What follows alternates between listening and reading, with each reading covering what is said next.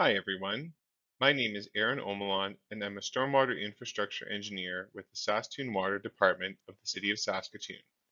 Today I'm going to present to you an overview of the flood control strategy and the dry storm pond project planned for Cumberland Park beginning next year. The Saskatoon Water Department of the City of Saskatoon is responsible for the execution of the flood control strategy, which began in 2019 and will be completed before 2028. Over the next few minutes, I'll explain the flood control strategy as well as historical flooding near Cumberland Park. I'll introduce the dry storm pond project, identify the work areas, and let you know what to expect while work is happening. At the end, I'll leave you with options to contact us with further questions or concerns. We will also be holding a public engagement event later this fall. Area residents will receive a flyer once a date has been determined. First, I'll provide a bit of information about the flood control strategy and the background behind this upcoming Cumberland Park Dry Pond project. The preliminary work leading to the creation of the project occurred after a large rain event in 2014, with this early work including several modeling studies of the most at-risk flood locations within Saskatoon. Then, in July and August 2017, many of the most at-risk flood locations experienced significant rainstorms, which caused flooding and property damage.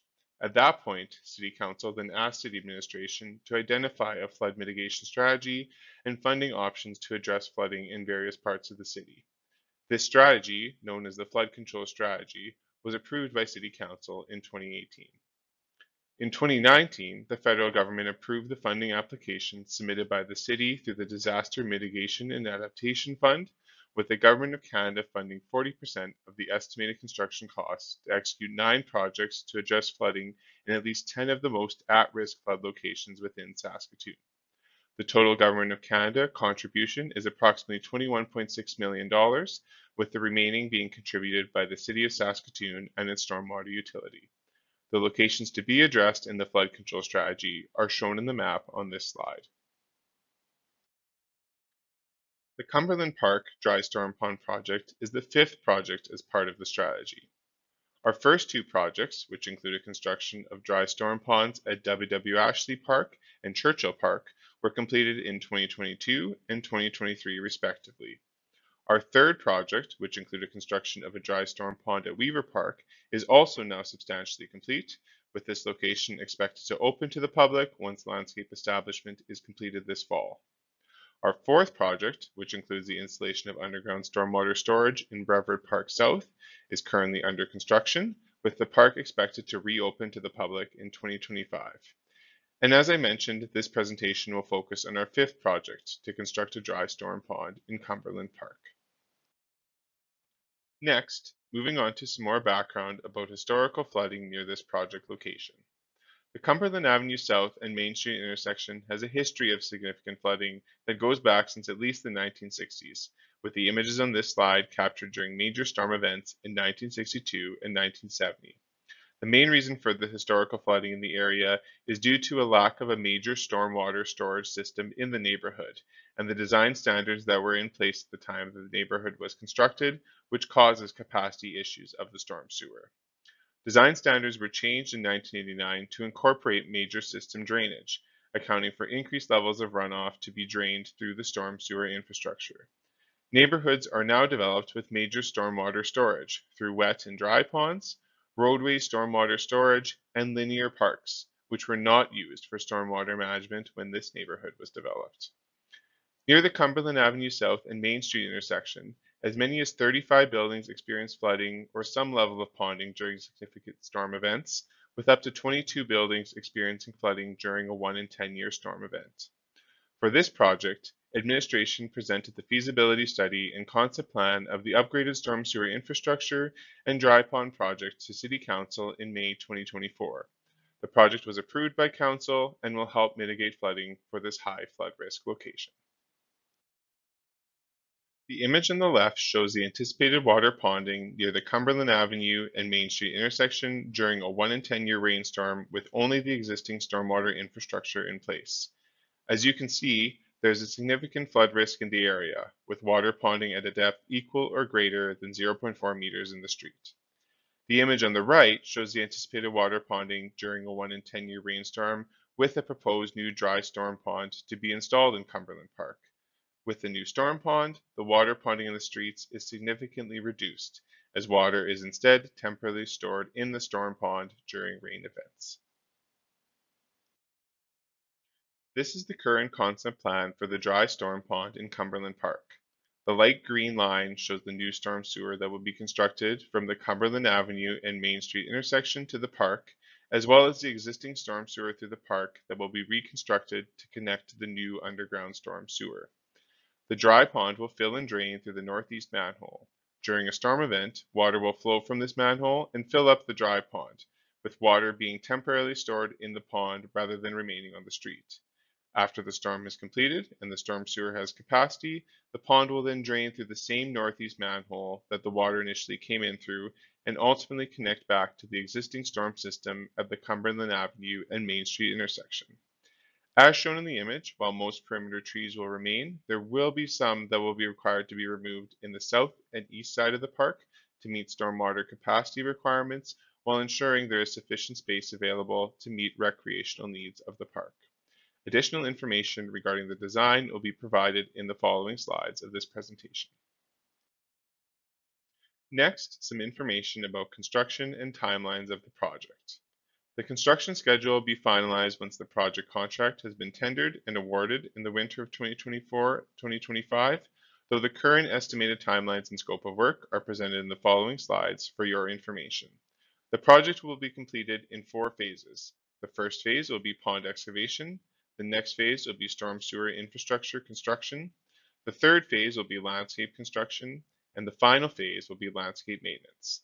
The work zones for the project will include Cumberland Park, which will be under construction from February 2025 until landscaping has been established in the fall of 2026, and Cumberland Avenue South from north of 8th Street East to Main Street, including the intersection of Cumberland Avenue and Main Street, which will be closed from May 2025 to September 2025. This is a preliminary construction map for the project. The map shows the construction area for the work phases that are described in the next few slides. The green line shows the new storm sewer that will be installed as part of the project, while the light green circle in the northeast end of Cumberland Park shows the proposed location of the inlet outlet of the new storm pond.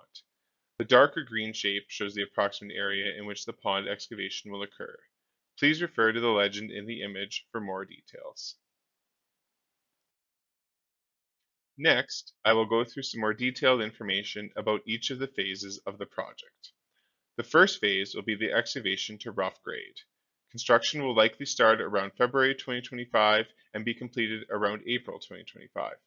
Winter excavation was previously completed for the first 3 dry pond flood control strategy projects and overall went very well.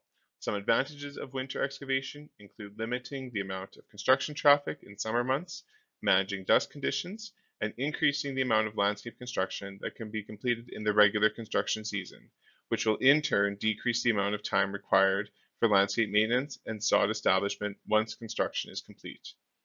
The excavation will include about 18,000 cubic meters of material to be removed. The pictures on the right show the excavation work being completed in the Weaver Park Dry Pond project in 2023, as well as the completed storm pond excavation at W.W. Ashley Park in 2021. The side slopes of the Cumberland Park Dry Pond are expected to be similar in steepness to the pond at W.W. Ashley Park at 3:1, though the size of the overall pond at Cumberland Park will be smaller than W.W. Ashley Park. The depth of the pond from existing ground will vary from approximately 2.5 meters in the southwest end to 3.5 meters in the northeast end of the pond. The second phase of the project will be the installation of the storm sewer infrastructure, which is expected to begin in May 2025. The new storm infrastructure will include new storm pipe segments under nearby roadways, as well as within Cumberland Park. The images on this slide show examples of construction of new storm sewers from the city's past 2 flood control strategy projects at Weaver Park and Brevard Park South. The new storm sewers will include a 1,200 millimeter pipe that will be installed from the intersection of Cumberland Avenue South and Main Street to the northeast corner of the park, as well as a 450 millimeter pipe that will be installed from east of the intersection of Ewart Avenue and 9th Street East through to the park. Construction of the storm sewers are expected to be completed by the end of the 2025 construction season by October 2025. The third phase of the project will be landscape construction. This phase will also occur in the 2025 construction season, currently estimated to begin in June or July 2025, adjacent to the storm sewer construction in the area. Work in this phase will include sod, tree, and irrigation installations, as well as other potential landscape features. Most landscape construction work will be completed by November 2025. An image of sod installation during landscape construction at Churchill Park Dry Storm Pond in 2022 is shown on the right side of the slide. The final phase of the project, Phase 4, will be the landscape maintenance period, which will occur for approximately 1 year after Phase 3 is complete. The park area will remain closed to the public during this phase while the sod and other landscaping establishes in the park. The exact date that the dry pond will be open to the public is currently unknown, as it is dependent on construction progress, though it is currently estimated to be in fall 2026. The exact opening date will be communicated to the public in summer 2026 once the date is known. An image of the Weaver Park Dry Storm Pond during the landscape maintenance period in 2024 is shown on the left side of this slide. Next, this slide summarizes the 4 phases discussed in the previous slides. Exact dates and schedules will be communicated in 2025 once the project contract has been awarded, but the preliminary schedule for the project will be the following. Phase 1, excavation will be completed in the winter from February to April 2025. Phase 2, storm sewer infrastructure installation will be completed in the 2025 construction season from May to October 2025. Phase 3, landscape construction, will also be completed in the 2025 construction season from June to October 2025. And Phase 4, landscape maintenance, will begin once landscape construction has been completed. The duration of the landscape maintenance phase will depend on construction progress made and landscape establishment in 2025, but will be approximately 1 year in length and will extend into fall 2026. We will now discuss what the project will look like. Some of the general details are the following. 1. The inlet-outlet of the storm pond in the northeast will utilize a manhole with a lock lid rather than a concrete structure, which has been used for our past flood control strategy dry pond projects. 2. A 70 by 40 meter multi-purpose field will be available in the bottom of the dry storm pond to be available for recreational use. 3. The pond will be constructed at 3-to-1 side slopes, with flatter areas near the corners of the pond to allow for informal access to the pond bottom. The depth of the pond from existing street level will be approximately 2.5 to 3.5 meters. 4. A formal access will be provided to the bottom of the pond through a new paved ramp pathway in the southeast end of the park. 5. The proposed design will limit the number of trees to be removed due to construction of the dry pond. The perimeter trees along Ewart Avenue and behind the properties of the 1400 block of Main Street are all currently proposed to remain as is. 8 trees located in the south and east side of the park are currently planned to be removed for the dry pond and pipe construction. 6.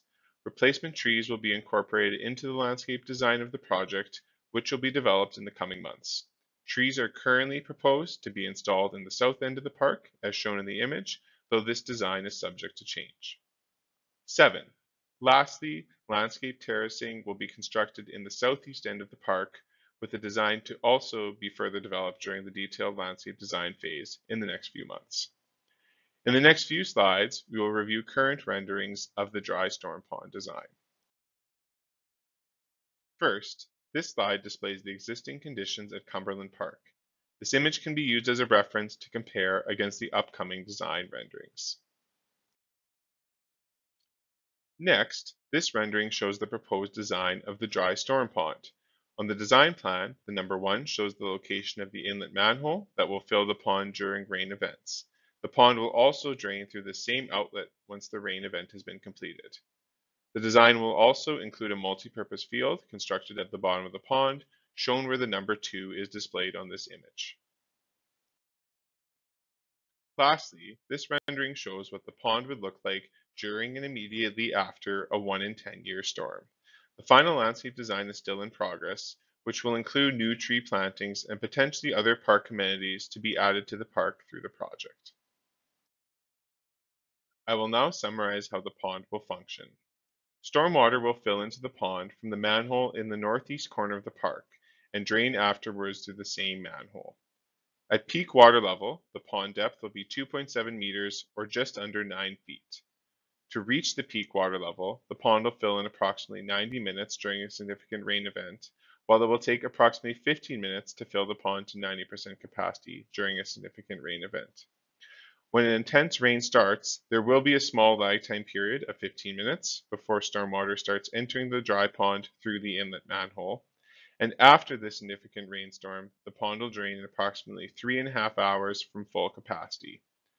During smaller rain events, stormwater will enter the dry pond and then drain afterwards. The depth of water for a storm expected to occur every 2 years is 1.1 meters or 3.6 feet, while the depth of water for a storm expected to occur once every 5 years is 2.3 meters or 7.5 feet.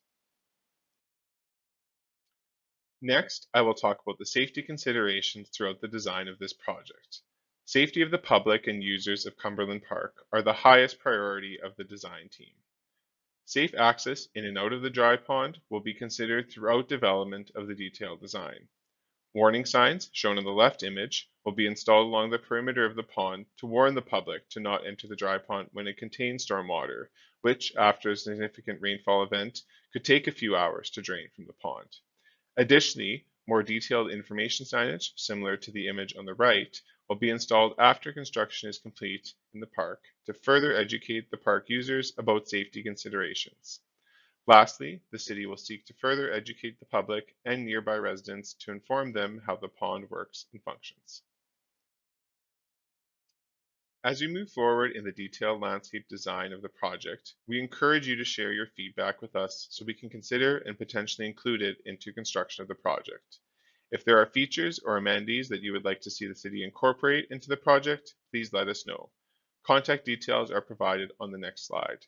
All feedback is subject to review by the design team and will only be executed if they fit into the overall landscape plan of the project and if they are within budget.